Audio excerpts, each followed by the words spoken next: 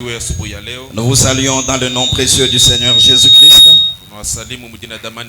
Nous bénissons le Seigneur pour les souffles de vie qu'il nous a donnés.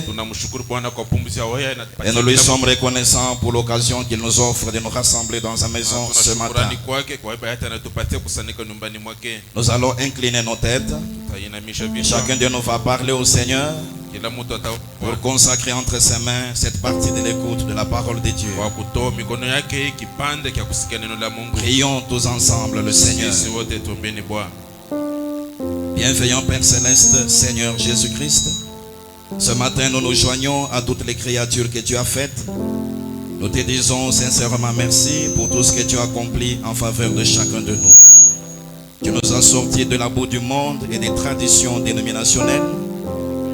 Tu nous as pointé la véritable voie à laquelle tu as pourvu pour aujourd'hui.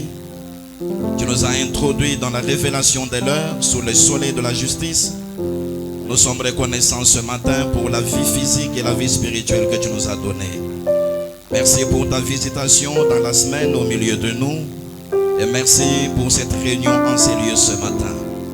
Chacun de nous est venu devant toi selon ses états. Tu es celui qui te sert des données inconnues afin d'apporter des solutions aux problèmes, ô Dieu. Nous te prions, Seigneur, de prendre chacun de nous tel qu'il se présente devant toi, de nous regarder au travers de cette véritable expiation manifestée en notre faveur, de nous voir comme parfaits étant en Christ. Permets ce matin que tu parles toi-même au travers de nous, selon ce que tu as déjà parlé à travers ta bouche qui est le saint prophète. Permets que nos cœurs soient purifiés ce matin, afin que ta parole descende avec puissance dans le cœur de chacun de nous, afin d'ôter de là tout ce qui est mauvais et d'y apporter tout ce qui est nécessaire. Nous voulons que tous les esprits méchants quittent ces lieux, que seul le Saint-Esprit prenne le contrôle et la direction de toutes choses. Ce matin, nous voulons, par ta puissance, voir le pécheur être sauvé, le rétrograde être ramené à la communion avec toi, le malade être guéri et les nécessiteux être satisfaits. Que la puissance de Dieu puisse se mouvoir en ces lieux, afin que chacun de nous parte de ces lieux avec quelque chose de spécial qu'il aura trouvé de ta sainte présence. Nous confions le reste à toi, dans le nom précieux du Seigneur Jésus-Christ. Amen. Que le Seigneur soit béni grandement ce matin. Et nous voulons premièrement remercier le Seigneur pour les réunions de prière que nous avons eues dans la semaine. Nous sommes reconnaissants pour le service de l'imposition de main pour le Saint-Esprit le vendredi. Beaucoup nous ont écrit pour rapporter les différentes expériences qu'ils ont vécues. Mais comme nous avions lu le prophète à la fin de la réunion du vendredi, il faut simplement observer ce que vous devenez après avoir eu toutes ces expériences-là. Mais nous sommes reconnaissants pour la visitation du Seigneur. Ce matin, nous voulons prendre un petit sujet autour duquel nous voulons nous entretenir. C'est pratiquement le dernier sujet que nous exploitons pour cette période. Parce que nous voulons un peu nous éloigner de la chair pour un temps. Et ce petit sujet, nous l'avons intitulé « Le temps de l'enquête ». Nous allons lire Genèse chapitre 18, du 20e au 22e verset. Nous allons tous nous lever avec nos Bibles pour honorer la lecture de la parole de Dieu. Genèse chapitre 18, du 20e au 22e verset, nous lisons. Et l'Éternel dit: le cri contre Sodome et Gomorrhe s'est accru, et leur péché est énorme. C'est pourquoi je vais descendre, et je verrai s'ils ont agi entièrement selon les bruits parvenus jusqu'à moi. Et si cela n'est pas, je le saurai. Les hommes s'éloignèrent et allèrent vers Sodome. Mais Abraham se tint encore en présence de l'Éternel. Veuillez vous asseoir. Que le Seigneur ajoute des bénédictions à la lecture de sa parole. Avec ce texte que nous venons de lire dans notre Bible, le sujet s'intitule Le temps de l'enquête. Et nous sommes habitués à la notion de l'enquête dans ce monde où nous vivons. Une enquête, en réalité, c'est une recherche de témoignages. Une recherche ordonnée par la justice. Mais nous qui sommes les croyants du Seigneur, nous savons que notre Dieu est le juste juge. Et nous savons que depuis que l'homme est tombé dans le péché, il vit généralement en contradiction avec les lois que le Seigneur a établies. Et la désobéissance de l'homme envers la loi de Dieu l'expose à la colère divine ou au jugement divin. Au fait, chaque fois que les hommes commettent des péchés sur la terre, il y a un cri qui monte contre les hommes vers Dieu. Et selon l'esprit ou l'enseignement des Saintes Écritures, la teneur des péchés de l'homme est mesurée dans ce qu'on appelle une coupe. Lorsqu'on jette un regard dans l'ensemble des Écritures, on voit que la parole de Dieu nous présente 4 différentes coupes. Il y a une certaine coupe qui recueille les prières des saints. Et lorsque cette coupe-là est pleine, on l'amène devant le Seigneur. Ce ne sont que des images. Le deuxième type de coupe, c'est la coupe de la volonté de Dieu pour chacun de nous. La volonté de Dieu doit s'accomplir dans la vie de tout être humain. Et chaque être humain est confronté à cette coupe, il doit la boire. Le troisième type de coupe, c'est la coupe qui recueille les iniquités de l'homme. Et lorsque cette coupe de l'iniquité arrive à son comble, alors elle est retirée et la colère de Dieu doit s'abattre sur les pécheurs. Le quatrième type de coupe que les Écritures présentent, c'est la coupe du jugement divin. Il semble, selon les Écritures, que le jugement divin est contenu dans des coupes. Et lorsque le temps du jugement arrive, le Seigneur déverse simplement cette coupe du jugement sur les pécheurs. Mais ici nous devons revenir à cette coupe qui recueille l'iniquité des hommes. Elle est devant le Seigneur et les cris contre les pécheurs lui arrivent. Et l'homme, à cause de sa désobéissance, doit subir le jugement ou la punition de Dieu. Mais toutefois, nous devons aussi nous rappeler que Dieu a une loi ou un principe en lui. Selon ce principe divin, Dieu ne fait pas venir le jugement sur la terre avant d'avoir envoyé l'avertissement. Le 24 juillet 1963, le prophète a prêché un message important qu'il avait intitulé comme ceci: Dieu ne juge pas un homme sans l'avoir d'abord averti. Et il l'avait encore intitulé avertissement puis jugement. Et donc pendant que l'homme désobéit à la parole de Dieu sur la terre, les cris contre son péché montent et atteignent le Seigneur. Et comme Dieu est plein de miséricorde et qu'il ne veut pas que l'homme se perde, avant de laisser l'homme tomber dans le coup du jugement, il envoie les avertissements. Mais selon la manière de faire de Dieu, quand il veut envoyer un avertissement à l'homme, il lui envoie toujours un prophète muni d'un message. Et lorsque le prophète proclame son message, dans ce message, il ne condamne pas seulement le péché de l'homme, mais il lui montre aussi les conséquences que peuvent engendrer ces péchés. Il lui présente aussi aussi l'échappatoire auquel Dieu a pourvu. Vous allez voir dans les Écritures au temps du prophète Noé, les hommes étaient devenus des grands pécheurs sur la terre.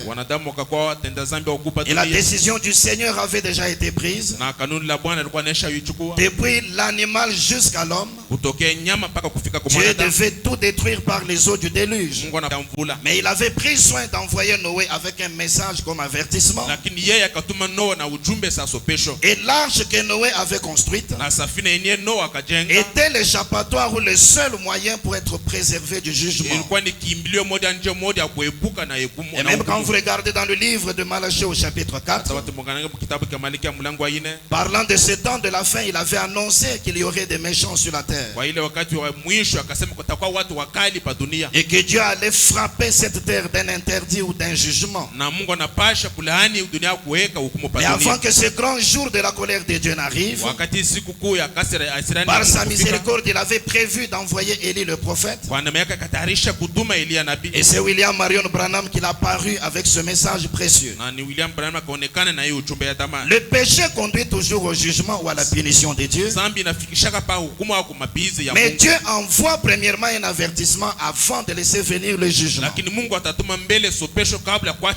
Mais même lorsque l'homme a foulé aux pieds tous les avertissements divins, avant que le jugement ne vienne de façon littérale, Dieu prend un certain temps que l'on va appeler ce matin le temps de l'enquête. Il a reçu des rapports qui viennent de la terre. Voici ce que les hommes et les femmes font sur la terre. Ils ont méprisé le prophète et le message que Dieu a envoyé. Ils ont foulé à pied tous les appels de la repentance. Mais Dieu n'agit pas seulement sur base de tous ces rapports. Il doit prendre un temps où il descend lui-même pour faire une enquête.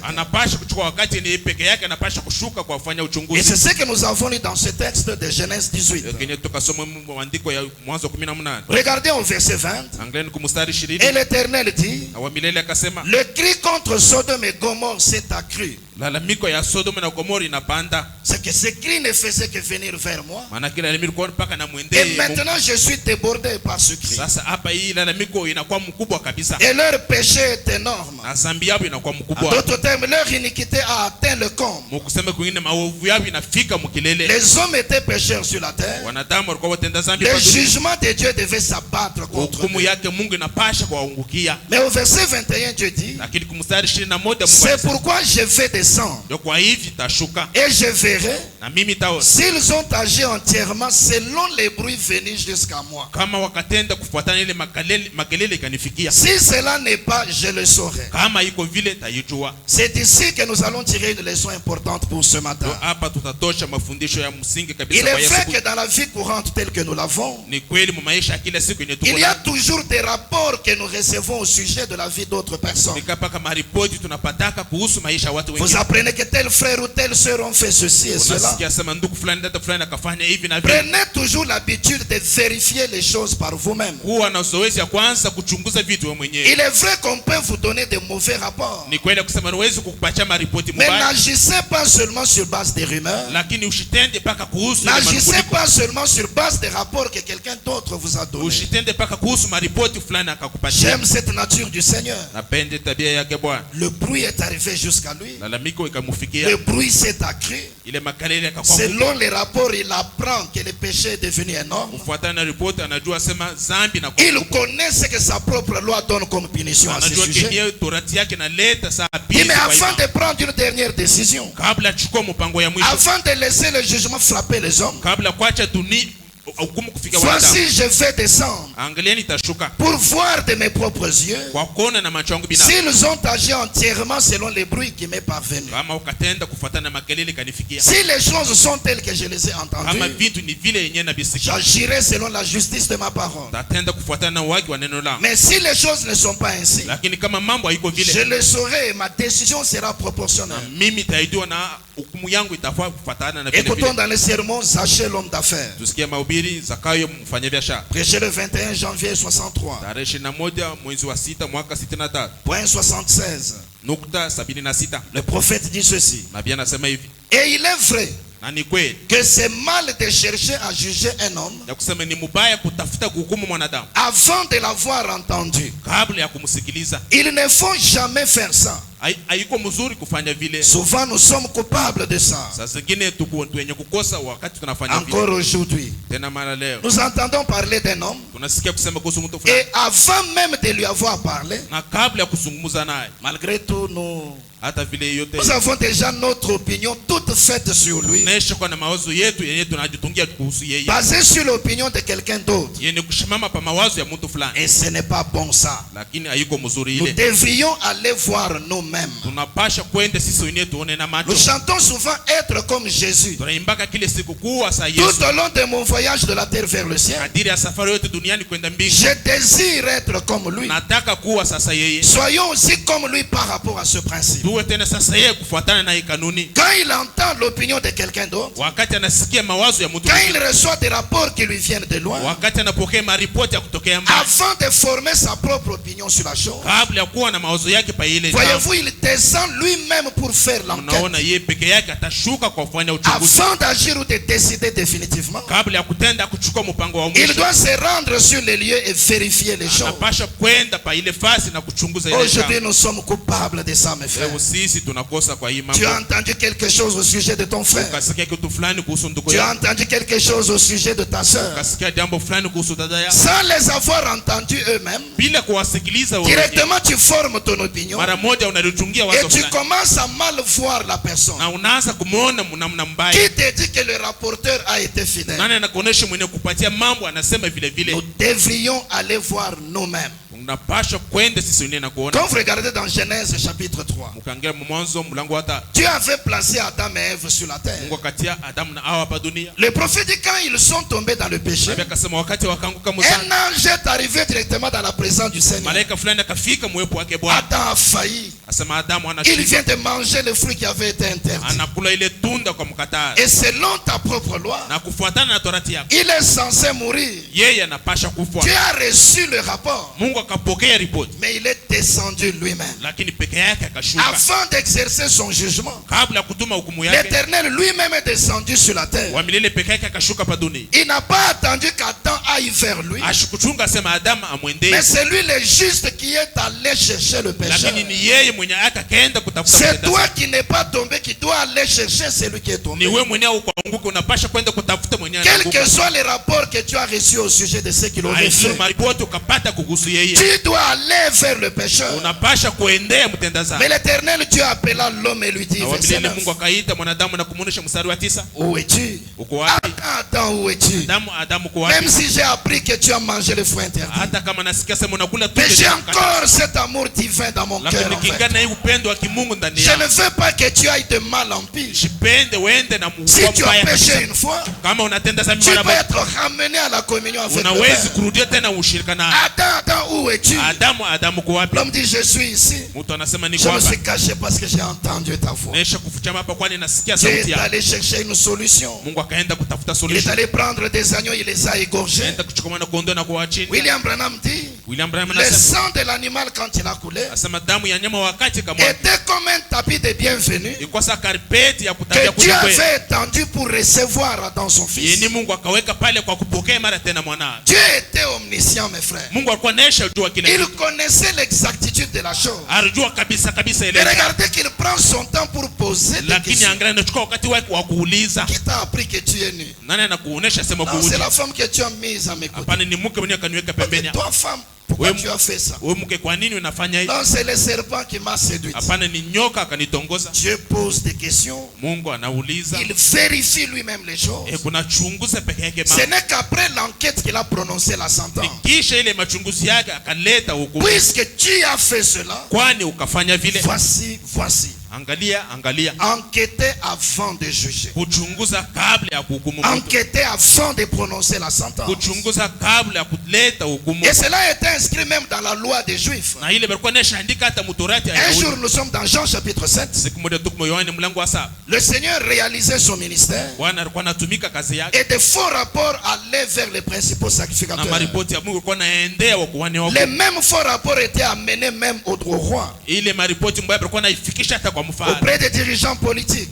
Non, il crée une insurrection. Il soulève le peuple contre vous. Et ils ont voulu les lapider pour les tuer ces jours-là. Et Dieu ne manquera pas de témoins pour se ranger derrière sa parole. Au verset 50, Nicodème qui était venu de nuit vers Jésus et qui était l'un d'entre eux leur dit: notre loi condamne-t-elle un homme avant qu'on l'entende et qu'on sache ce qu'il a fait? Notre loi condamne-t-elle un homme avant qu'on l'attende et qu'on sache ce qu'il a fait? Avant de condamner un frère ou une soeur, prenez le temps de faire une enquête minutieuse. Entendez-les premièrement. Sachez d'abord ce qu'ils ont fait. Écoutez-les premièrement. Maintenant, Dieu devait descendre pour une enquête en ce temps-là. Parlons au sujet du temps de l'enquête. J'aimerais que chaque personne dans l'église ce matin sache que le temps dans lequel nous vivons, c'est un temps de l'enquête. C'est que les hommes ont déjà vécu d'une certaine manière. Ils ont déjà péché contre Dieu d'une certaine manière. Et à cause des péchés qu'ils ont commis, la loi de Dieu a un jugement précis et c'est la destruction du monde. Dieu a envoyé des avertissements par ses serviteurs. Mais ce temps dans lequel nous vivons, c'est un temps où Dieu fait l'enquête avant le jugement. Dans la prédication La marque de la bête, prêché le 13 mai 54, point 22, le prophète dit ceci: maintenant ce soir c'est la marque de la bête, et demain soir le sceau de Dieu. Ce sont les deux plus, je pense, les sujets les plus importants dont il faut parler en ce jour-ci. Car je crois vraiment que nous vivons au temps où Dieu enquête en vue du jugement. Je crois que nous sommes en plein en ce jour. Car je crois vraiment que nous vivons au temps où Dieu enquête en vue du jugement. Je crois que nous sommes en plein en ce jour. Et nous ne voulons pas être radicaux. Nous ne voulons pas être fanatiques. Nous voulons simplement aborder tout cela aussi sainement que la Bible le dit ici. Et ça c'est parfait, bien sûr. Là nous sommes tous d'accord et même convaincus par ce que le prophète vient de dire,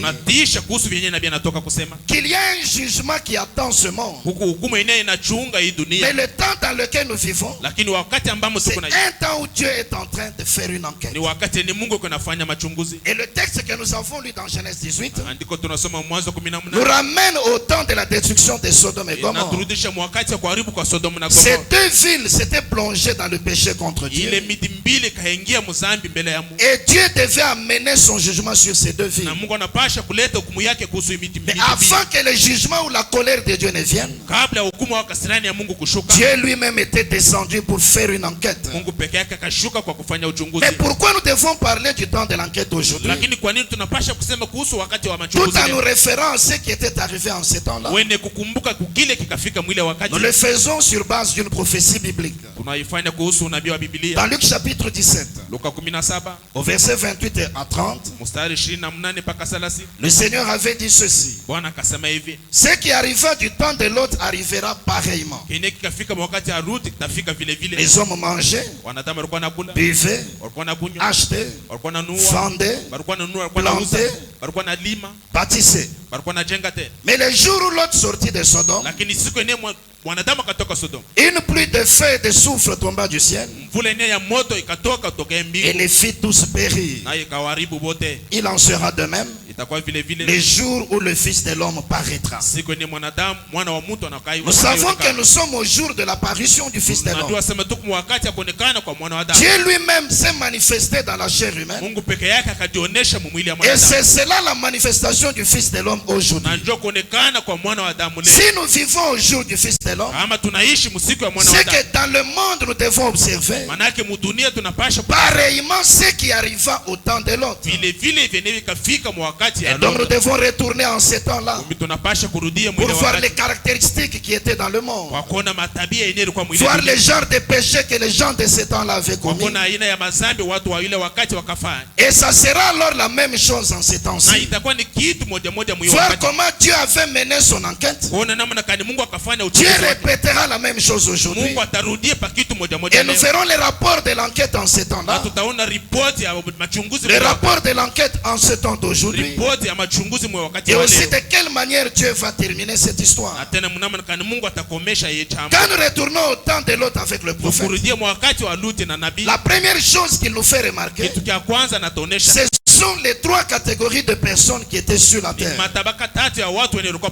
ne perdez pas de vue que ce qui arriva en ce temps-là devait arriver pareillement en ce temps-ci. Trois catégories de personnes sur la terre au temps de l'autre. Trois catégories de personnes sur la terre aujourd'hui. La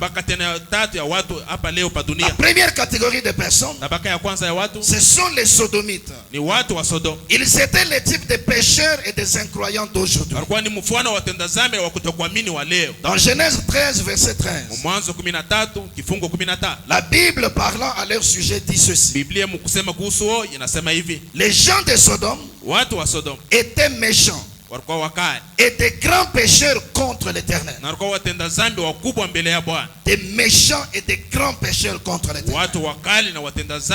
Une autre traduction de la Bible dit: les sodomites étaient des criminels et leur corruption était montée au comble. Même Malachie 4 qui a décrit le temps d'aujourd'hui a annoncé que des méchants devaient être sur la terre. Même Paul, quand il a parlé dans 2 Timothée 3, avec son œil prophétique, quand il a vu ce temps-ci, il a vu que les hommes allaient être méchants. C'est toute cette méchanceté que nous avons sur la terre, tous ces grands péchés que nous avons sur la terre. Quand le monde voit ça et commence à se plaindre, nous glorifions le Seigneur parce que c'est l'écriture qui s'accomplit. Des méchants sur la terre. J'ai vu il y a quelques années le président coréen.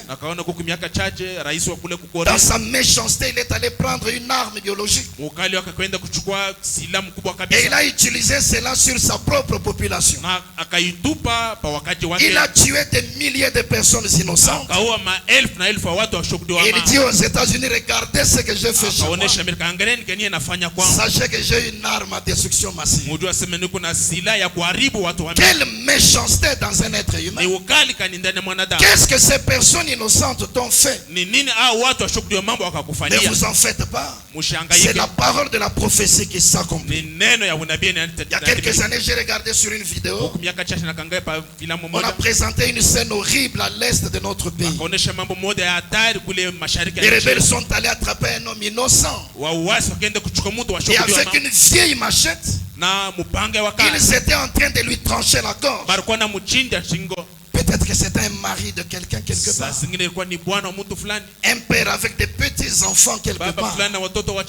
Peut-être un fils unique dans lequel les parents ont investi. Des méchants et des criminels sur la terre. C'est pas quelque chose de nouveau, mais c'est la reproduction de ce qui arriva au temps de l'homme. Ézéchiel chapitre 16 verset 49 et 50.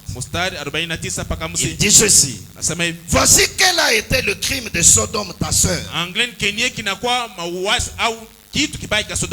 Elle avait de l'orgueil. Elle vivait dans l'abondance et dans une insouciante sécurité. Elle et ses filles, elles ne soutenaient pas la main du malheureux et de l'indigent. Elles sont devenues hautaines. Elles ont commis des abominations devant moi. Je les ai fait disparaître quand j'ai vu cela. Ici c'est le prophète Ézéchiel qui nous décrit quel avait été le péché de Sodome. La première chose dont il parle, c'est l'orgueil. Penser être au-dessus des autres. Se prendre avec plus de valeur que les autres. Ça n'a jamais été un caractère chrétien. Dans l'écriture, Paul a dit que personne d'entre vous n'ait à son sujet une haute opinion. Frères, sœurs, tu n'es pas plus que celui qui est à côté de toi. Mais le problème est que toi tu es toi et lui est lui. Chacun est une pièce spéciale. Dans ce grand bloc de Dieu, chacun a sa place, sa valeur et son rôle. Ton rôle est important, mais il n'est pas plus important que celui de l'autre. C'est pourquoi ne te complexe pas devant qui que ce soit. Cherche à découvrir ce que Dieu a fait de toi. Et cherche à l'être complètement et d'une manière qui plaise au Seigneur. Mais ne sois pas orgueilleux. Voyez-vous, ce sont les caractères des sodomites. Elle vivait dans l'abondance et dans une insouciante sécurité. Au cœur même des croyants aujourd'hui, c'est seulement l'abondance. Non, cherchez premièrement les royaumes des cieux et les autres choses vous seront données par-dessus. La première chose pour laquelle nous venons à la parole, ce n'est pas les biens matériels, c'est d'abord le salut de l'âme. Mais quand l'âme est sauvée, les bénéfices doivent accompagner le salut. Crois-tu cela? Alors sois sauvé ce matin et que les bénéfices du salut te soient accordés. Et aussi dans une insouciante sécurité. Aujourd'hui les nations sont capables de tout arrêter. Ils ont ce qu'on appelle l'effort de guerre. On peut même suspendre les élections dans une nation et tout orienter vers la guerre parce qu'ils veulent la sécurité. Et elle ne soutenait pas la main du malheureux et de l'indigent. Louis II parle du malheureux et de l'indigent. La version Zadok parle des pauvres et des nécessiteux. C'est la même chose dont Paul a parlé. Quand dans 2 Timothée 3 il a dit qu'ils seront égoïstes et insensibles. Vous avez au milieu de vous des pauvres et des nécessiteux. Mais vous ne leur venez pas en aide. Vous n'êtes qu'un sodomite. Elles sont devenues hautaines. Elles ont commis des abominations devant moi. Les abominations sont plusieurs. Mais dans Deutéronome 22 verset 5, l'Écriture dit, lorsqu'une femme porte un habillement d'homme, c'est une abomination devant l'Éternel.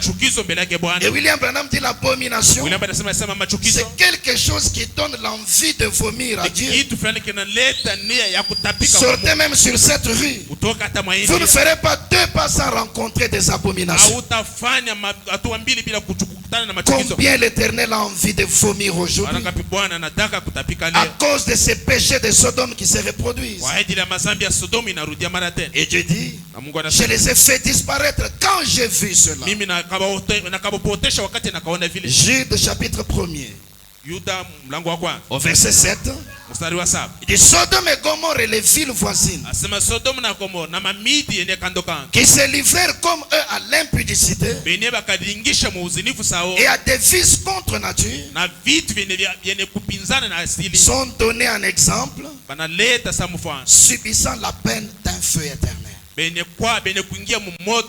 D'autres péchés de sodomites sont décrits ici.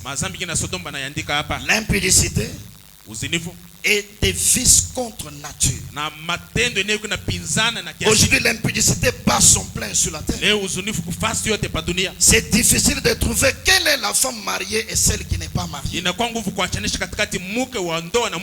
sur notre ville, c'est une honte. Le soir, vous trouvez des femmes qui s'exposent et des hommes sans intelligence vont vers elles. Non, ne soyons pas des impudiques, frères. Ce sont les caractéristiques des sodomites. Il parle ici de vices contre nature. Quand vous allez dans la version de la Bible Ortamar de 1784,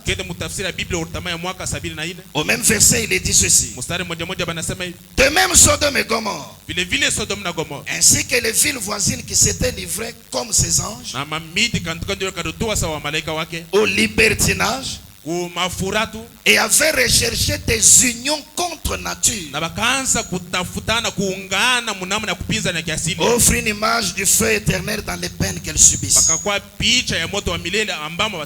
Les vices contre nature dont il est parlé ici, ce sont des unions contre nature. Et nous avons ce genre d'union dans le monde aujourd'hui. J'ai essayé d'amener les images. Vous trouvez un homme qui se marie à un autre homme. C'est une union mais contre nature. Voyez-vous là-bas, vous avez l'homosexualité. Vous avez la zoophilie. Vous avez le lesbianisme. Toutes ces unions contre nature que nous avons dans le monde.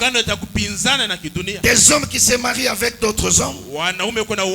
Des femmes qui se marient avec d'autres femmes. Et même des êtres humains qui se marient avec des animaux. J'ai regardé dans les années passées un ministre aux États-Unis.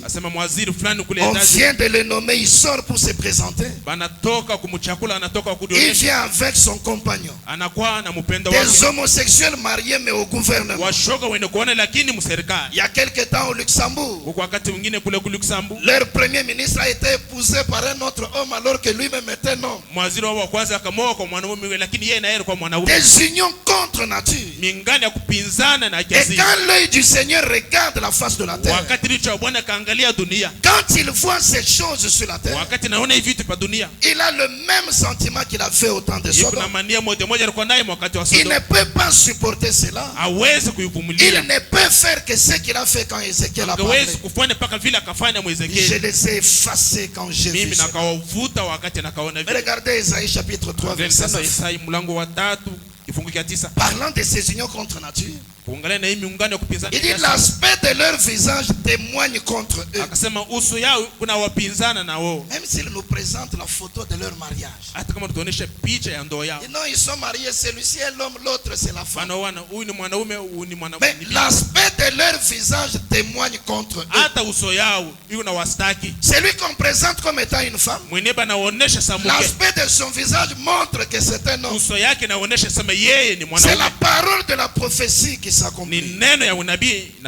Et comme Sodome, ils publient leurs crimes sans dissimuler. C'est ce qu'ils sont en train de faire. Ils sortent maintenant sur la face du public. Un homme qui présente un autre homme comme étant sa femme. Une femme sur la place publique qui présente une autre femme comme son mari. Une femme dans une église, je change dans une loge, mais qui s'appelle église, présente un chien comme étant son mari. Et un soi-disant prédicateur fait l'union de cette histoire-là. Vous pouvez vous tromper vous-même. Ils publient leurs crimes sans dissimuler. La Bible dit malheur à leur âme, car ils se préparent des mots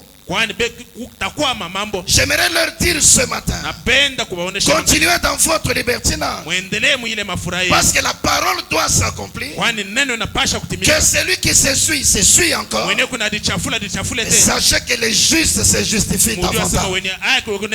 Mais à cause de ces péchés de Sodome sur la terre, il y a la colère de Dieu qui arrive. Mais vous qui voulez être sauvés, détachez-vous des péchés de Sodome. Quittez la méchanceté ce matin. Quittez l'orgueil ce matin. Ne soyez pas tournés totalement vers l'abondance, mais cherchez premièrement le royaume des cieux. Ne soyez pas hautains et égoïstes. N'allons pas dans le libertinage. N'allons pas dans des vices contre nature, parce que ce sont là les péchés des sodomites. Ces choses ne doivent pas être nommées parmi les croyants. Mais nous ne pouvons pas faire autrement. Ce qui arriva devait arriver pareillement. Voilà pourquoi nous avons cette première catégorie de personnes dans le monde. La deuxième catégorie, c'est Lot et son groupe. Il représente l'église dénominationnelle, ou encore les soi-disant croyants. Ce sont des gens qui donnent une apparence de la chrétienté, mais qui cachent des péchés et de l'hypocrisie à l'intérieur. Ce sont des gens qui connaissent la parole de Dieu. Ils connaissent les biens qu'ils sont censés faire, mais à cause de certains avantages dans le monde, ils vont sacrifier les droits de la parole. 2 Pierre chapitre 2, versets 6 à 8. La Bible dit ceci: s'il a condamné à la destruction et réduit en cendres les villes de Sodome et Gomorrhe, les donnant comme exemple aux impies à venir, et s'il a délivré le juste Lot, profondément attristé de la conduite de ces hommes sans frein dans leur dissolution, car c'est juste qui habitait au milieu d'eux, tourmentait journellement son âme juste à cause de ce qu'ils voyaient et entendaient de leurs œuvres criminelles.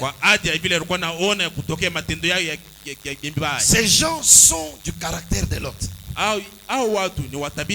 Il a un cœur juste, mais il habite au milieu des pécheurs.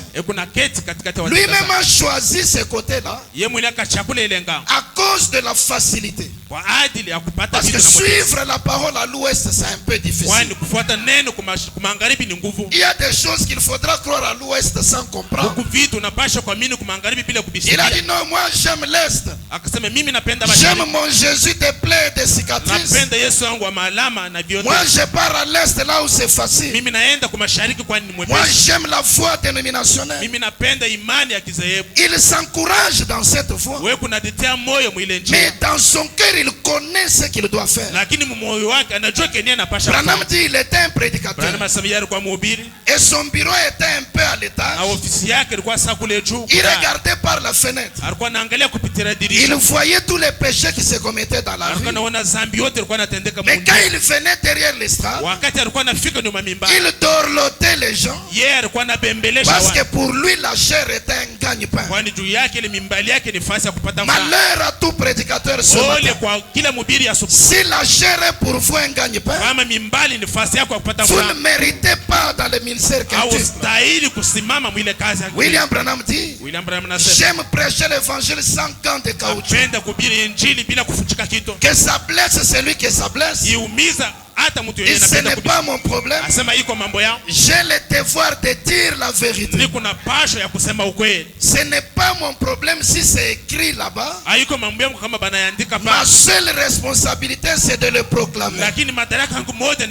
William Branham dit, même si je suis obligé de manger un pain sec et de boire de l'eau plate, je prêcherai la vérité quoi qu'il arrive. Ce matin, j'aime dire gloire au Seigneur. Parce qu'Élie ne mourra pas dans le désert. Même si Jézabel rejette Élie, mais le Seigneur Elohim enverra des corbeaux noirs qui apporteront du pain à Élie. Voyez-vous, ne soyons pas de l'autre. Il n'y a rien dans ce monde qui soit aussi valeureux que la parole de Dieu. Acceptons d'être persécutés. Acceptons d'être maltraités. Acceptons de tout perdre. Mais gardons intacte cette parole. J'aime William Branham à la fin de sa vie terrestre. Il est à Tucson en 1965. Il dit gardez ce message honorable. Ne laissez pas de saleté venir sur lui. Nous vivons à une heure tardive. Il a dit votre vie et ma vie doit prospérer devant Dieu. Gardons ce message honorable. Vivons-le dans la pureté. Quoi qu'il arrive, ne soyons pas des soi-disant comme Lot et son groupe. Mais la troisième catégorie de personnes, c'était Abraham et son groupe. Ils étaient le type de la véritable épouse. Ils étaient l'image de l'église spirituelle. Ils étaient le type de véritable croyants. Remarquez qu'eux n'étaient pas à Sodome. Ils étaient en dehors de Sodome. Si tu fais partie de cette catégorie, aucun péché de Sodome ne doit être visible dans ta vie. Parce qu'Abraham et son groupe n'étaient pas à Sodome. Ils ne vivaient pas non plus selon les modes de Sodome.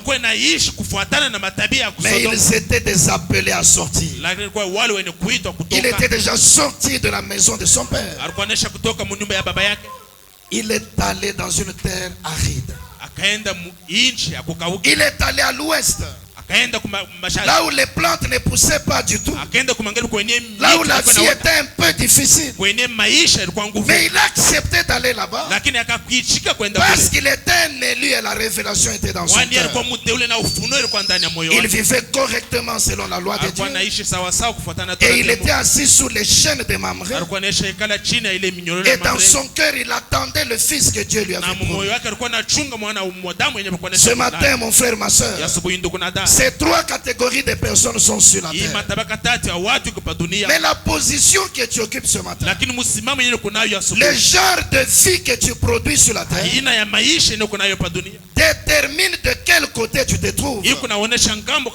Mais si la vie que tu mènes ce matin s'identifie au groupe des sodomites ou au groupe des lotistes, je t'en conjure ce matin, par l'influence du message du temps de la fin, quitte ces deux autres groupes, viens dans le groupe d'Abraham. Abraham aujourd'hui c'est William Branham. Viens dans ce groupe-ci, en dehors de Sodome, appelé à sortir, loin de tous les bruits des péchés de Sodome, sous l'arbre de vie, les chaînes de Mamré, attendant le fils qui a été promis. Alors comme ces trois catégories étaient sur la terre, et que le cri des péchés des autres était arrivé à Dieu, c'est la même chose aussi aujourd'hui. Les mêmes cris du péché du monde sont parvenus au Seigneur. Et le Seigneur devait venir faire une enquête sur la terre. Et la même chose s'est répétée aujourd'hui. Comme nous vivons en ces temps de l'enquête. L'enquête, quand le Seigneur vient la faire, il a deux objectifs qu'il veut réaliser. Le premier objectif, nous le trouvons dans Genèse 18, verset 20 à 21. Il dit, c'est pourquoi je vais descendre. Et je verrai s'ils ont agi entièrement selon les bruits venus jusqu'à moi. Et si cela n'est pas, je le saurai. Donc l'enquête doit concerner toutes ces catégories de personnes. Même s'il y a 3 catégories de personnes sur la terre, en réalité aux yeux de Dieu il n'y en a que 2. Parce que le soi-disant qui occupe la position intermédiaire, Dieu le rejette et il le met dans le même sac avec les incroyants. C'est quoi le premier but de l'enquête? C'est d'abord dirigé par ce groupe. Des gens qui vivent en contradiction avec la loi de Dieu. Dieu veut d'abord voir si ce qu'il a appris est la vérité. S'ils ont agi entièrement selon les bruits qui est venu jusqu'à lui. Mais la deuxième chose qu'il veut voir dans son enquête, c'est de voir réellement qui est le vrai croyant. Dans le sermon un paradoxe, prêché le 18 avril 64. Point 82, il dit ceci. Et observez comment Abraham est passé par ces signes et tout. Et le dernier signe qu'il vit Dieu accompli, c'était Dieu lui-même. Il l'avait vu sous forme de lumière et tout le reste. Mais Dieu s'est manifesté lui-même dans un être humain qui mangea et but. Un homme m'a dit une fois, un prédicateur, frère Fox, il a dit, frère Branham, voulez-vous me dire que vous pensez que cette personne-là qui a mangé, que cet homme qui se tenait là en train de manger ce veau, de manger du pain de maïs et boire du lait, vous pensez que c'était Dieu? J'ai dit, certainement. Abraham l'a dit. C'est bien lui qui parlait à Abraham. Il le savait forcément. Il a dit qu'il était Elohim. J'ai dit,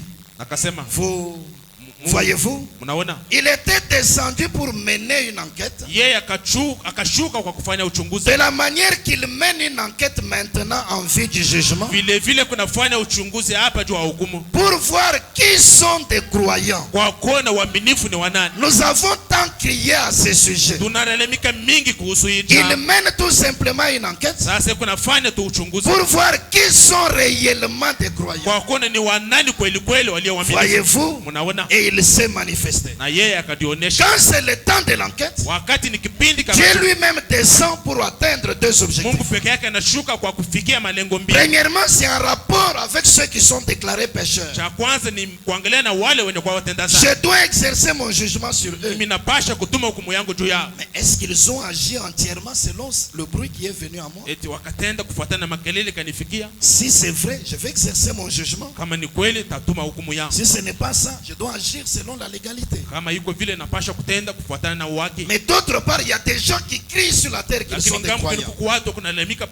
Ils ont beaucoup crié à ce sujet. Je dois aussi descendre moi-même pour voir qui est réellement croyant. C'est pour ça qu'il descend et qu'il se manifeste. Alors, Dieu lui-même, avec ces 2 objectifs dans le cœur, il devait maintenant descendre pour cette enquête. Et la première forme que les enquêteurs vont prendre, ça sera la forme de 3 hommes qui viennent sur la terre. C'est la première forme des enquêteurs qui viennent faire cette enquête sur la terre. Et retenons que dans cette forme, ces enquêteurs, 3 hommes, eux viennent littéralement sur la terre. Et William Branham nous explique ce que Dieu avait fait. Parce qu'il n'y a pas de créateur. Il n'y a qu'un seul créateur. Et c'est Elohim lui-même. C'est le Dieu tout-puissant lui-même. Il est allé prendre une poignée de poussière. Il a formé un corps de chair. Il a soufflé dans ce corps. Et il a introduit Gabriel. Il est allé prendre une deuxième poignée de poussière. Il a formé un corps. Il a soufflé dans le corps. Il a introduit Michael. Il a pris une troisième poignée de poussière. Il a formé un troisième corps de chair. Et lui-même Elohim est entré dans le corps. Ça fait maintenant 3 ans. 2 anges avec l'ange de l'Éternel lui-même. Elohim lui-même dans la chair, accompagné de 2 autres anges qui eux aussi étaient dans des chairs humaines. Et c'était des enquêteurs venus sur la terre. Des hommes qui avaient des corps comme ceux des hommes de la terre. Ils étaient semblables aux gens de cette époque-là. Ils étaient habillés comme les gens de cette époque-là. Et ils ont semblé avoir fait une longue marche à pied. William Branham dit la poussière était sur leurs pieds. Et même sur les bords de leurs vêtements. 3 enquêteurs humains au temps de Lot. Aujourd'hui dans cette enquête, ce qui arriva doit arriver pareillement. On doit avoir sur la terre 3 enquêteurs qui sont des hommes. Remarquez que Dieu prenait la poignée de la poussière. Littéralement au même endroit où il était. C'est pourquoi les enquêteurs en ces temps de la fin ne doivent pas venir de façon disparate. Mais Dieu les choisit dans un même pays. Il les prend aux États-Unis d'Amérique. Le premier qui est arrivé sur la terre, c'est l'homme volant Elohim lui-même. William Branham est arrivé sur la terre le 6 avril 1909. Le deuxième qui est arrivé pour être le premier des anges accompagnateurs, c'est ce grand évangéliste américain Oral Roberts. Il est né le 24 janvier 1918. Billy Graham est arrivé aussi le 7 novembre 1918. Voilà les 3 visiteurs qui sont venus sur la terre. Les 3 enquêteurs qui sont venus sur la terre. L'un à gauche, l'autre à droite. Mais Elohim lui-même dans la chair. Et au milieu de ces 2 accompagnateurs. Et ces 3 enquêteurs sont venus sur la terre. Semblables aux êtres humains de leur génération. Habillés comme s'habillent les gens de leur génération. Mangeant et buvant, dormant comme les autres. Celui qui a voilé Elohim paraissait être un homme ordinaire. Prenant son repas de midi, embrassant son épouse et les enfants avant d'aller à la chasse. Mais il dit le Dieu tout-puissant se cachera dans cet homme pour accomplir quelque chose dont l'archevêque ne saura rien. Gloire soit rendue au Père parce qu'il nous a sorti des traditions dénominationnelles. On n'a pas besoin des archevêques. Mais le problème c'est cet homme ordinaire qui a voilé Elohim sur la terre. Les 3 enquêteurs sont sur la terre. Maintenant dans Genèse 18, premier verset jusqu'au 3e. Abraham était assis chez lui. Et l'Éternel lui apparut parmi les chaînes de Mamré. Comme il était assis à l'entrée de Satan pendant la chaleur du jour, il leva les yeux et regarda. Et voici 3 hommes. Pas 3 esprits. Pas 3 fantômes. Mais des êtres humains. Il a vu 3 hommes qui étaient debout près de lui. Quand il les vit, il courut au devant d'eux depuis l'entrée de sa tente et se prosterna en terre. Et il dit Seigneur. Remarquez 2 choses. Et il dit Seigneur au singulier et avec S majuscule. Or il a vu 3 hommes. Mais il s'adresse à son Seigneur. Et les 2 là ne sont pas du tout indispensables. Donc l'homme du milieu, je vois le Seigneur. Pas 3 personnes en Dieu. Pas 2 personnes en Dieu. Mais je vois l'unique Dieu. Pas une 2e personne de la divinité. Pas une 3e personne, mais la divinité elle-même, toute la plénitude de la divinité. Elohim le fort, c'est lui qui remplissait le temps et l'espace. Quand il a parlé par Esaïe le prophète, il a dit le ciel est mon trône, terre est mon marchepied. Quelle maison me bâtirait? Or la maison c'est un corps. Quel corps vous être humain de la terre? Pouvez-vous former à Elohim? Gloire soit rendue au Père. Lui-même prend soin de former ce corps. Il a choisi ce corps.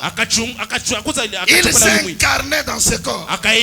Il s'est personnifié. Et quand les gens du calibre d'Abraham regardent ces 3 hommes, leur œil d'aigle va directement sur le Seigneur. Et ils disent Seigneur, si j'ai trouvé grâce à tes yeux, et passe point je te prie loin de ton serviteur. Voici mon problème. Cet homme n'avait pas encore discerné les pensées de Sarah. Comment Abraham a-t-il su qu'il était le Seigneur? Abraham était un prédestiné. C'était par révélation, sans même voir les signes. Mais par révélation, il a compris que c'est le Seigneur. Si nous sommes la sémence royale d'Abraham, nous n'aurons pas besoin de signes. Mais la révélation suffit. Il faut la révélation pour reconnaître le Seigneur dans ton âge. On peut t'enseigner les Écritures du matin au soir. Si tu ne reçois pas la révélation, tu ne croiras pas la chose. Remarquez une chose. Dans Luc chapitre 17, vers la fin, le Seigneur décrit le temps dans lequel nous vivons. Il dit ça sera comme au temps de Lot. Et le Fils de l'homme va se manifester. À la fin du chapitre, il termine le chapitre 17. Et le chapitre 18 commence. Les 7 premiers versets du chapitre 18. Il est dans d'autres choses. Il enseigne sur la prière et sur la persévérance. Mais ce grand problème de son apparition au temps du soir était toujours sur son cœur. Comme il ne pouvait pas se contenir, remarquez au verset 7, il interrompt l'enseignement sur la prière. Au verset 8, il revient sur ce dont il parlait au chapitre 17. Et il se pose maintenant la question. Mais quand le Fils de l'homme viendra, trouvera-t-il la foi sur la terre? Or la foi c'est la révélation. Le Fils de l'homme est venu aujourd'hui. Où est la révélation dans les gens? Il faut la révélation comme Abraham pour reconnaître qui il est aujourd'hui. Gloire soit rendue au Père ce matin, parce qu'il n'a pas manqué de témoins ce matin, éclairé par la révélation du Père. Nous avons reconnu le Seigneur, un seul, avec S majuscule, Elohim lui-même manifesté dans la chair. C'est pourquoi mon frère, ma soeur, si tu n'as pas la révélation ce matin, tombe à genoux devant le Seigneur. Il te faut la révélation. Exposé page 13. Le prophète dit ceci: on n'insistera jamais trop sur l'importance pour le vrai croyant de la révélation par l'esprit. La révélation est pour vous un facteur d'une importance capitale. Peut-être même plus que vous ne le pensez. Et je ne parle pas là de ces livres de l'Apocalypse et de vous. Je parle de toute révélation. C'est une chose de la plus haute importance pour l'église.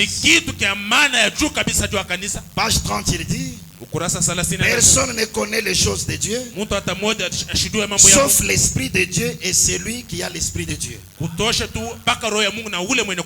Il nous faut demander à Dieu la révélation plus que toute autre chose au monde. La révélation pour l'église, c'est quelque chose d'une très haute importance. Et il nous faut demander à Dieu la révélation plus que toute autre chose au monde. Parce que les autres habitants de la terre, ils regardaient cet homme avec ses compagnons. Non, c'est un homme comme tous les autres. C'est un voyageur, nous ne connaissons pas d'où il vient ni où il va. Mais Abraham par la révélation, il l'a identifié comme étant Elohim. L'esprit voilé dans un corps de chair. Aujourd'hui, les êtres humains regardent William Branham. Ils donnent à cela tous les noms qu'ils peuvent. Mais c'est Dieu manifesté dans la chair. C'est Elohim lui-même dans la chair. Et William Branham dit, quand Abraham l'a reconnu comme cela, pour adorer, il n'a pas attendu un mois. L'œil d'aigle par révélation a reconnu le Seigneur dans la chair. Il est allé directement se prosterner. Il a adoré Elohim dans la chair. C'est pourquoi si vous avez la véritable révélation aujourd'hui, vous n'adorerez pas autre chose. Vous adorerez le véritable Dieu, Elohim voilé dans la chair. Et c'est cela la véritable adoration. Ce matin, gloire soit rendue au Père. Parce que si Dieu regarde maintenant dans cette enquête, il peut voir qui est réellement un croyant. Le véritable croyant, c'est celui qui est en dehors de Sodome. C'est celui qui reconnaît Elohim dans la chair. Et c'est celui qui adore Elohim dans la forme dans laquelle il s'est manifesté autour du soir. Et les autres regardent. Non, c'est un simple homme. William Branham lui-même, il a dit: ne dites pas que c'est un simple homme. Car voici, si vous dites que c'est un simple homme, qu'est-ce que la colonne de feu fait au-dessus de sa tête? Car les Écritures disent deux choses. Premièrement, l'Écriture dit: c'est la lumière du Seigneur. Elle suit le Seigneur et c'est le Seigneur. Deuxième chose, l'Écriture dit: c'est Dieu qui se tient là avec la confirmation de la colonne de feu. C'est pourquoi si vous dites que c'est un simple homme, vous êtes en contradiction avec les saintes Écritures. Voyez-vous, c'est Elohim lui-même dans une enquête pour voir d'abord qui est réellement un croyant. Parce qu'ils ont bâti des grandes synagogues. Ils ont rassemblé des grandes foules. Ils ont dit qu'ils étaient des croyants. Très bien. Laisse-moi aller dans une chair humaine. Voyons s'ils sont réellement des croyants. Ils ont fui la parole faite chair. Ce ne sont pas des vrais croyants, mais les véritables croyants. Quand ils reçoivent Elohim dans la chair, dans ce temps de l'enquête, Elohim dans la chair ne vient pas même bredouille. Il vient avec 3 choses qui sont les 3 poules de son ministère. Quand Abraham l'a reconnu et qu'il l'a reçu, Elohim dans la chair auprès d'Abraham a manifesté ces 3 poules. Et aujourd'hui, si nous l'avons reçu, il faut que ces 3 poules soient manifestées. Le premier poule, c'est la guérison divine. Quand il a dit à Abraham que Sarah va avoir un enfant, c'était la guérison divine. Parce que Sarah était stérile.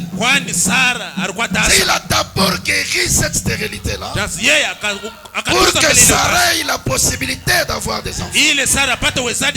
Aujourd'hui, les poules de la guérison divine, c'est ton droit, mon frère, ma soeur. William Branham déclare: nous avons accès à la guérison pour notre corps.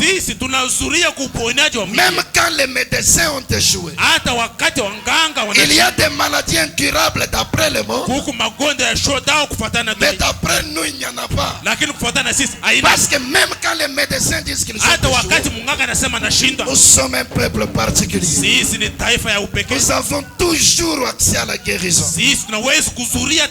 Quelqu'un est-il malade ce matin? À cause de Dieu manifesté dans la chair, reçois ta guérison ce matin. Pas demain ni un autre jour. Ce matin même, pendant que nous en parlons, que ces démons-là des maladies quittent. Parce que la guérison divine, c'est la première chose qu'il a compris. Remarquez, William Branham dit le corps d'Abraham était déjà amorti. Le corps de Sarah s'était asséché. Mais quand il dit Sarah aura un enfant, tout ce qui était mort en Abraham doit retrouver la vie. Tout ce qui était mort en Sarah doit être revitalisé.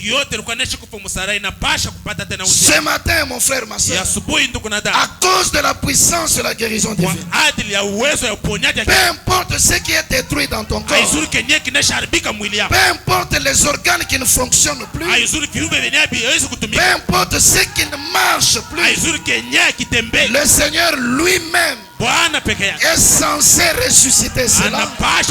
Qu'il te redonne la force ce matin. Qu'il remette en place tout ce qui avait été détruit. Parce que cette guérison divine l'accompagne. Et en second lieu, il a manifesté le signe du Messie, qui est le deuxième pôle de son ministère. Il a révélé ce qui était dans le cœur de Sarah. Et comment il avait ri dans son cœur dans la tente derrière lui. Sarah dit non, moi je n'ai pas ri. Si les gens allaient être tués, mais à cause d'H.A.M. Dans la Bible, le Seigneur dit, et c'est par égard pour lui seul, à cause d'H.A.M. Sarah a été épargnée malgré son incrédulité au temps de l'enquête. Ce matin, frère et soeur, peut-être que tu avais été incrédule à une certaine période. Le Seigneur avait vu ton incrédulité, mais à cause d'H.A.M. qui est l'ami d'Elohim, il ne peut pas te faire du mal. Parce que s'il fait du mal à Sarah, c'est directement Abraham qui est touché. Tu devais remercier le Seigneur ce matin à cause de la grâce en Christ. Sans cette grâce, tu serais détruit à cause de ton incrédulité. Et la troisième chose, et le troisième pôle de son ministère, c'est la révélation des mystères. Il était avec Abraham. Il se dit lui-même, cacherai-je à Abraham ce que je vais faire? Il sera héritier de la terre. Je dois lui révéler tout ce qui est dans mon cœur. Il se met à révéler le mystère à Abraham. Et je vous rappelle ce matin que la révélation des mystères a déjà eu lieu. Ce troisième pôle de la révélation des mystères a déjà eu lieu. Quand ces mystères sont proclamés, nous les vrais élus, nous avons entendu nos noms et nous avons poussé des cris de joie parce que c'est le livre qui est revenu et qui est revenu.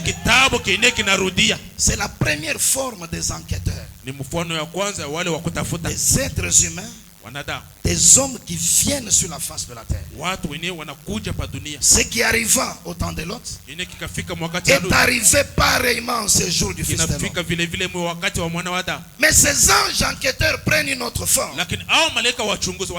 Parce que le Seigneur dans Joël 2 verset 30, quand il parle des signes, quand il les manifeste, il dit qu'il les fait paraître toujours dans le ciel et sur la terre. Quand il envoie les anges enquêteurs sur la terre, il doit aussi envoyer des anges enquêteurs et qui doivent faire leur enquête mais dans le ciel. Aujourd'hui, ces anges enquêteurs dans le ciel sont apparus. Les êtres humains, les hommes scientifiques de la terre ont observé certains objets qui parcourent le ciel. Ils ont pu voir cela à partir des moyens scientifiques. Depuis la période de la Seconde Guerre mondiale,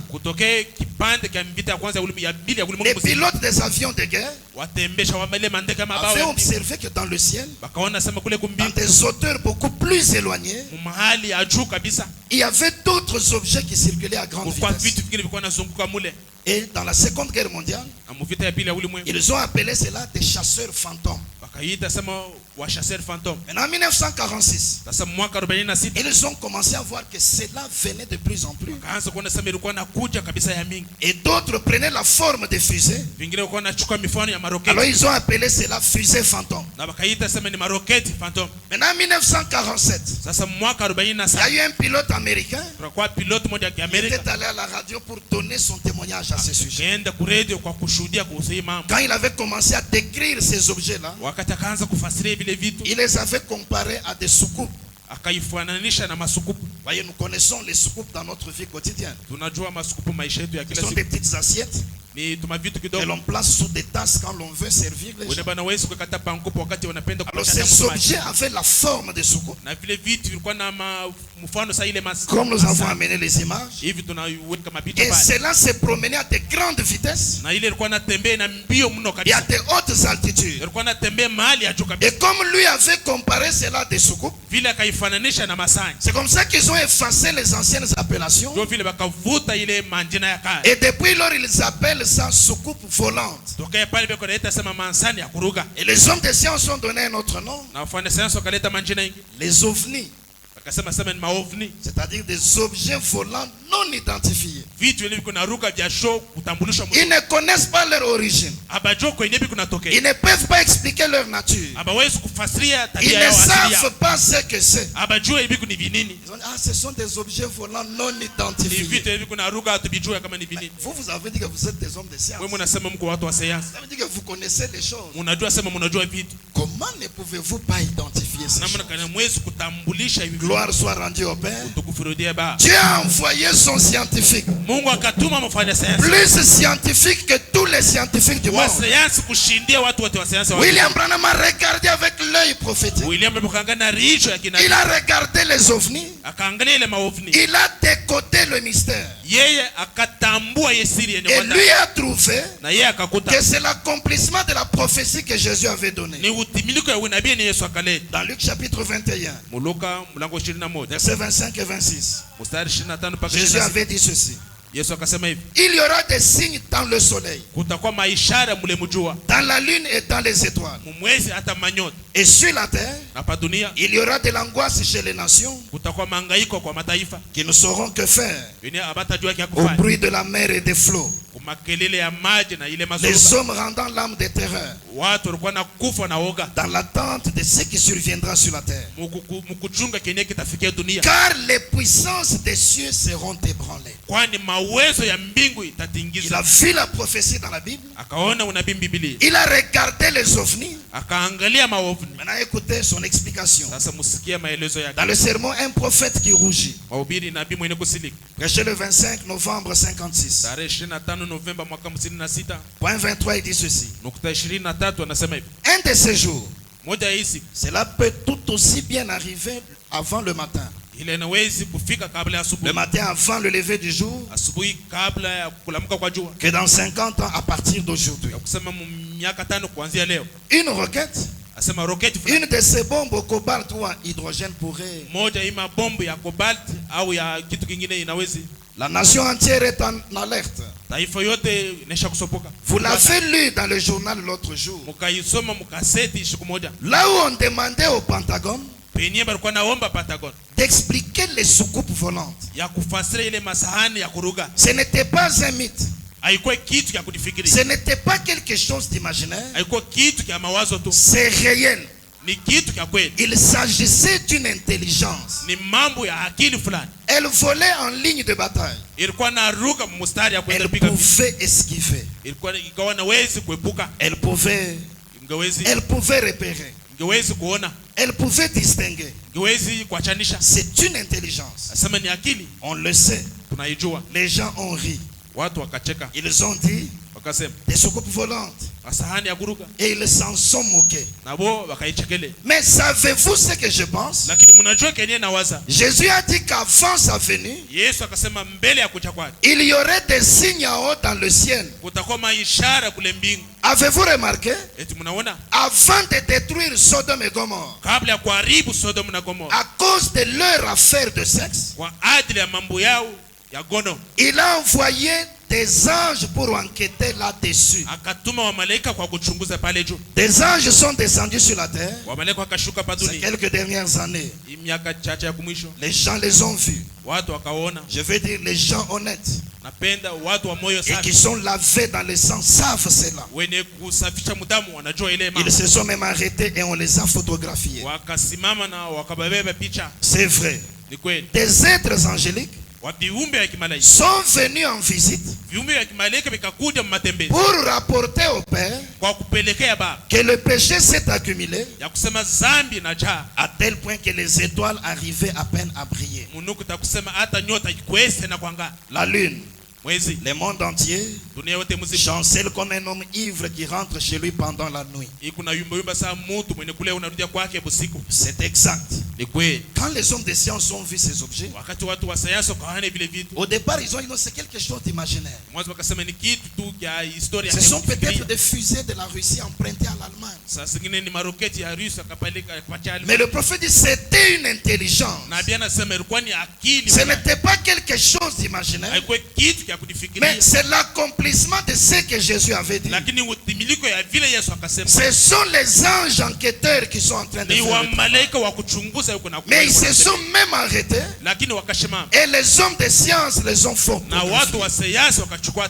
Mon frère, ma soeur, là où le Pentagone n'a pas de réponse, là où la science ne sait pas comprendre la chose, mais William Branham qui n'est pas passé par leurs universités, il donne la réponse exacte.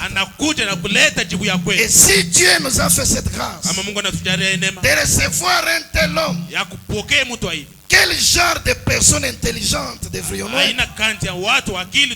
Les hommes du monde se moquent de cela. Mais nous connaissons ce qu'il s'agit. Et les hommes ont peur. Peut-être que le monde va sauter. Mais nous connaissons que le temps est proche. Ce sont les anges enquêteurs. Ils sont en train de rapporter au Père ce qui se passe sur la terre. Les puissances des cieux sont ébranlées. Les hommes ne savent pas de quoi il est question. Nous connaissons cela. Oh, c'est ce que nous chantons dans ces cantiques. Disons, les jours de la rédemption est proche. Le poète a dit, les cieux sont ébranlés. Et beaucoup sont trompés sur ce qui se passe dans le ciel. Oui, monsieur, les cieux sont ébranlés aujourd'hui. Il y a des objets non identifiés qui volent. Les hommes défaillent de peur dans leur cœur. Ils ne comprennent pas de quoi il est question.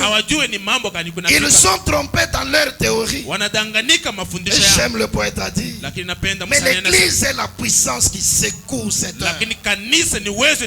Si nous sommes la véritable église, pendant que les cieux sont ébranlés et que les hommes sont trompés, ils ne comprennent pas ce qui se passe dans le ciel.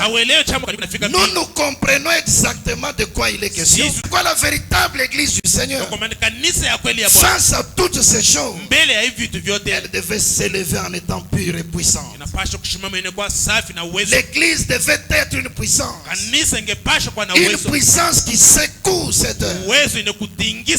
Frères et sœurs, nous parlons de l'âge de l'église d'Éphèse. Mais l'église d'Éphèse n'avait que 12 personnes. Et ces gens-là étaient tellement chrétiens que Dieu les a pris comme référence de leur vie. William Branham dit, on n'a pas besoin d'une multitude. Il dit, le diable compte son groupe, mais Dieu pèse le sien. Et la balance de Dieu, c'est la parole qu'il a envoyée. Nous devons nous lever comme une véritable église. Nous devons nous secouer, mes frères et sœurs. Nous devons laisser tomber les choses du monde. Recevoir la puissance du Saint-Esprit. Et l'église doit secouer cette heure. Le jour de la rédemption est proche. Le cœur des hommes défaille de peur. La terre elle-même a peur, elle tremble. C'est pourquoi il y a des tremblements de terre. Tu me sois rempli de l'esprit. Ta lampe nette et claire. Regarde les jours de la rédemption. Les anges enquêteurs sont descendus. Ils ont pris la forme des êtres humains. On a vu ces 3 hommes sur la terre. Ils ont pris la forme de soucoupes volantes. Les hommes de science les ont photographiés. Que Dieu a réellement mené son enquête aujourd'hui. Et je vous annonce que cette enquête a déjà pris fin. Ces anges ont déjà fait le rapport. Et William Branham nous a dévoilé ce rapport. Et même la conclusion de ce qui doit arriver. Il a dévoilé cela dans le message. Dans le sermon Les eaux de séparation. Du 6 juin 55. Point 12 et 13, il dit ceci. Dieu appelle un peuple à sortir. Ceux qui veulent marcher et accepter ce que Dieu a préparé. Le moyen pour échapper à la colère qui vient sur la terre. Et j'espère qu'aucune personne qui se tient dans la présence de Dieu ce soir ou ce matin, ou qui se tiendra, ne restera jamais ici pour subir cette grande colère de Dieu qui doit venir bientôt sur la terre. Il n'y a pas du tout moyen d'échapper à cela. Écoutez ceci. Notez-le. Si Dieu ne fait pas quelque chose et n'envoie pas le jugement sur ces nations tout de suite, il devra ressusciter Sodome et Gomorrhe et leur présenter des excuses. Écoutez ceci. Notez-le. Si Dieu ne fait pas quelque chose et n'envoie pas le jugement sur ces nations tout de suite, il devra ressusciter Sodome et Gomorrhe et leur présenter des excuses. C'est vrai. Nous sommes au bout du chemin. Et il est juste Il ne peut pas nous laisser nous en tirer avec ces choses. On laisse les gens faire maintenant et rester juste. Il devrait présenter des excuses à ceux qu'il avait détruits autrefois. Nous sommes donc au bout du chemin. Il vous convient d'examiner votre état spirituel à chaque heure de la journée et d'être prêt. Car vous ne savez pas à quel moment cela arrivera. Dieu a frayé une voie. Il envoie tout. La prédication de la parole, les miracles, les prodiges. Il donne à l'un le message à prêcher, à l'autre le message avec des signes, à un autre le tout. 3 personnes. Voyez-vous, ils ont regardé dans l'enquête. Ils ont vu que les mêmes péchés de Sodome sont ici. Et Elohim lui-même a vu cela. Et le rapport a été publié par le porte-parole. Comme ce sont les mêmes péchés, Dieu n'est pas censé attendre. Il doit envoyer le jugement sur ces nations tout de suite. S'il ne le fait pas, pour être juste, il sera obligé d'aller ressusciter Sodome et Gomorrhe et de leur présenter des excuses. Dieu doit détruire ce monde. Mais il a quand même frayé une voie. Et le prophète énumère 3 choses. En rapport avec 3 personnes qui sont donc ces 3 enquêteurs humains qui étaient sur la terre. Il donne à l'un le message à prêcher. Vous allez voir que c'est Billy Graham qui n'a fait que prêcher sans miracle. Il y a l'autre le message avec des signes. Ça c'est Oral Roberts. Il a prêché, il y a eu aussi des signes dans son ministère. À un autre le tout. Ça c'est William Branham. Il a à la fois prêché, il y a eu des miracles, il y a eu des prodiges, il y a eu toutes sortes de choses. Il ne voulant pas qu'aucun périsse, plaçant ses dons en ordre dans l'église et tout le reste. Et les gens continuent toutefois à patauger. Comme s'ils n'y accordent pas la moindre attention. Même aujourd'hui dans nos églises, les gens sont comme habitués avec la parole de Dieu. Ils ne comprennent pas que le temps de l'enquête est à sa fin. Ils ne comprennent pas que la sentence a déjà été prononcée. Ils continuent à patauger dans les choses du monde. Mon frère, ma soeur, d'ailleurs, là où nous en sommes, ce n'est plus possible qu'on ait un réveil mondial. Ce n'est plus possible qu'on ait un réveil national.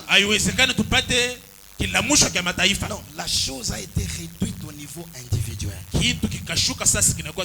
C'est là qu'il a dit que vous feriez mieux. Il vous convient d'examiner votre état spirituel à chaque heure de la journée et d'être prêt. Comment tu peux pécher le matin et attendre de te repentir le soir? À chaque heure de la journée, tu dois être sûr que tu es prêt. Parce que même les bombes sont déjà suspendues. Il n'y a plus rien d'autre qui reste. Mais l'église doit s'en aller avant cette destruction. Mais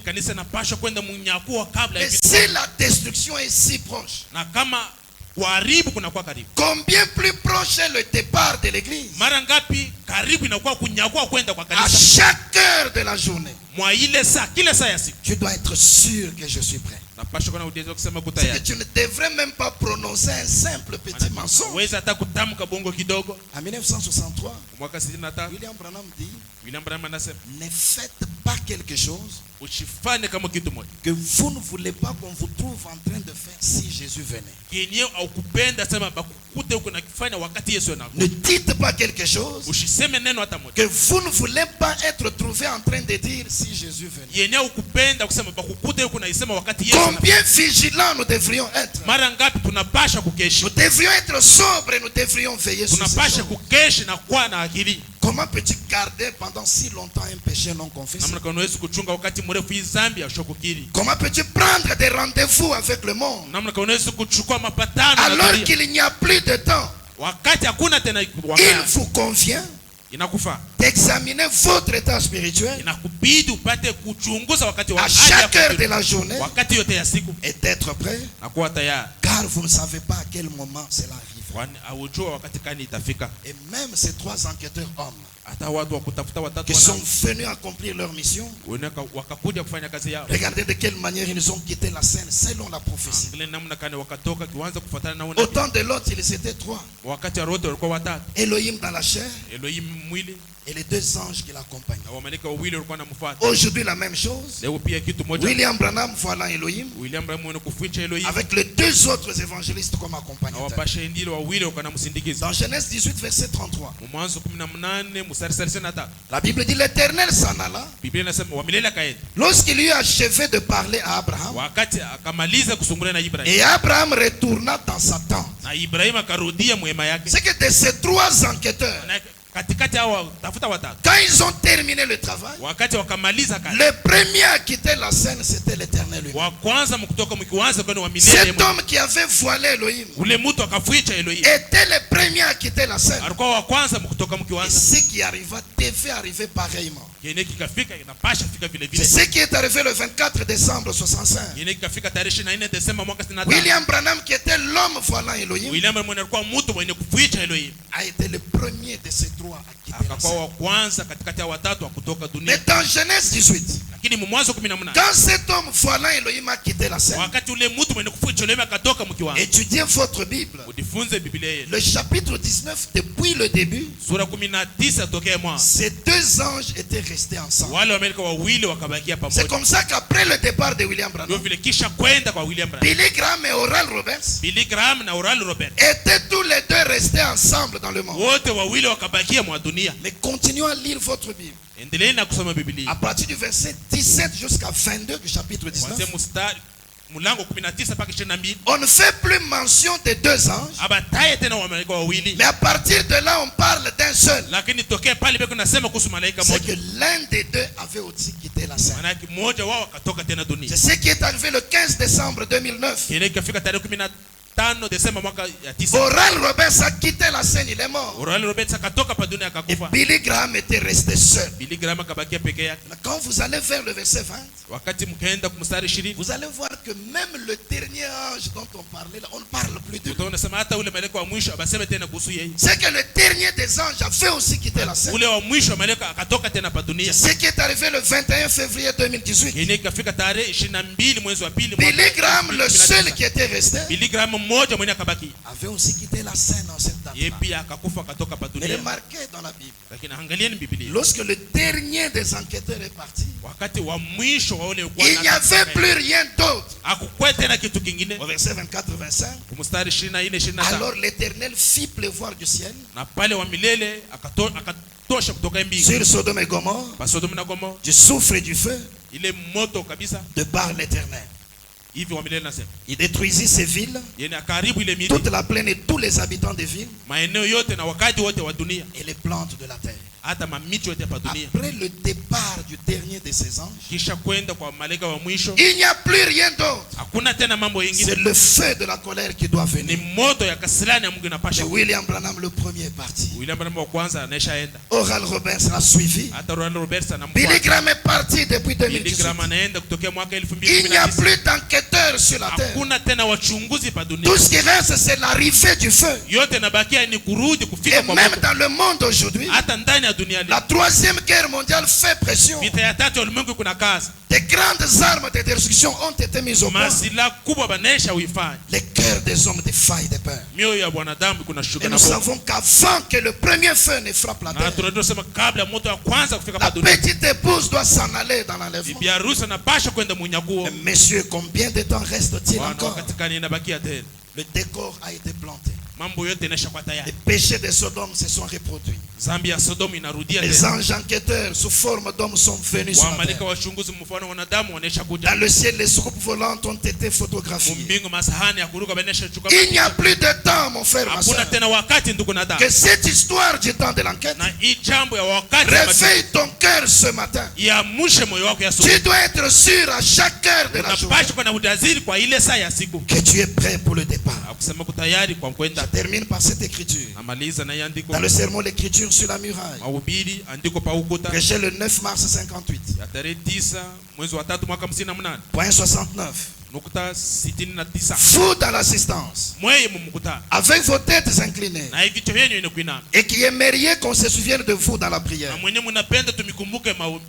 Même si vous n'êtes pas venu, mais vous aimeriez qu'on se souvienne de vous. Voudriez-vous lever la main? Avez-vous? Que Dieu vous bénisse. Savez-vous? Regardez simplement les mains. 90% de l'assistance. Savez-vous que c'est le temps de l'enquête? C'est le temps de vous sonder absolument. Quand on fait face au temps de l'enquête, on doit aussi se sonder absolument. Ça peut être le dernier message de l'évangile qui soit prêché. Savez-vous que c'est le temps de l'enquête? C'est le temps de vous sonder absolument. Ça peut être le dernier message de l'évangile qui soit prêché.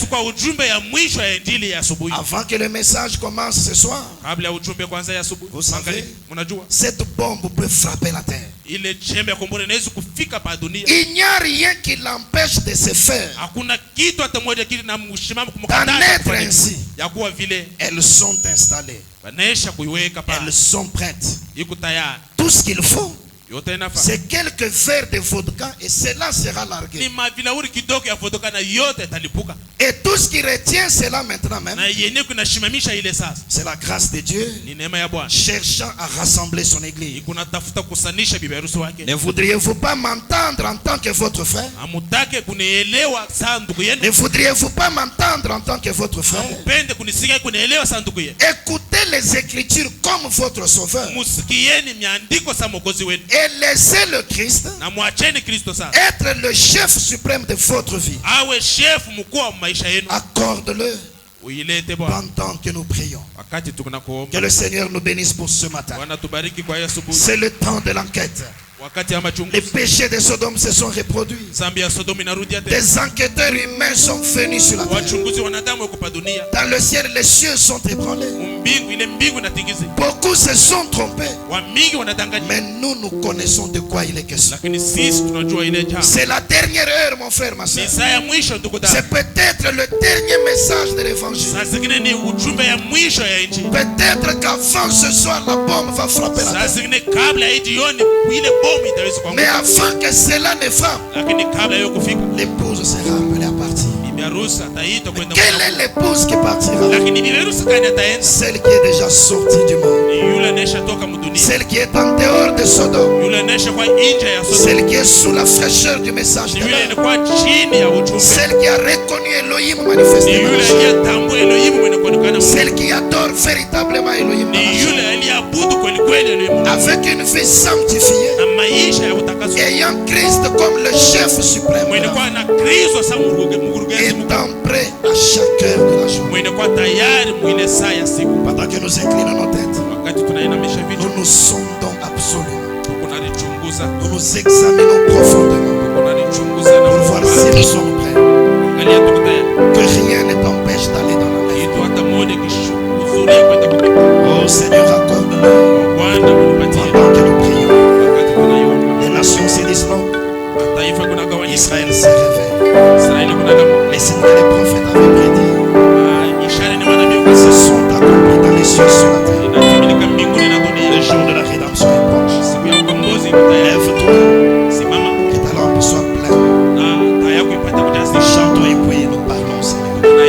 Shaka